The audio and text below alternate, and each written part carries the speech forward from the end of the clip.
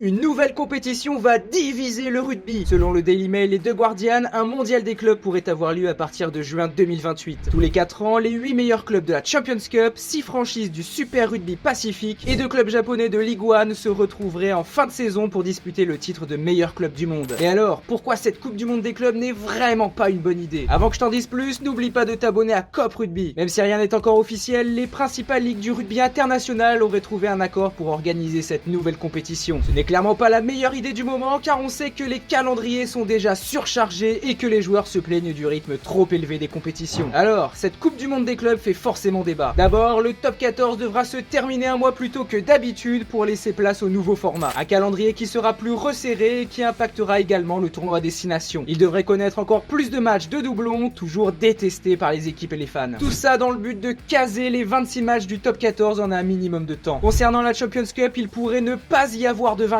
Et oui, car tous les 4 ans, la compétition s'arrêtera après les 8e de finale pour laisser aux 8 équipes restantes le droit de disputer la Coupe du Monde des clubs. Donc si le vainqueur n'est ni européen ni sud-africain, la Champions Cup n'aura tout simplement servi à rien. Elle est où la logique? Le nouveau format devrait se tenir dans l'hémisphère nord les premières éditions avant de, pourquoi pas, se délocaliser dans les pays du sud. Encore une belle aberration écologique, mais également pour la santé des joueurs qui tirent pourtant la sonnette d'alarme depuis des années. Tout ça, on s'en doute, au profit d'enjeux économiques. Et toi, qu'est-ce que tu penses de la Coupe du Monde des clubs? N'hésite pas à nous dire tout ça dans les commentaires. Si cette vidéo t'a plu, n'oublie pas de t'abonner à COP Rugby.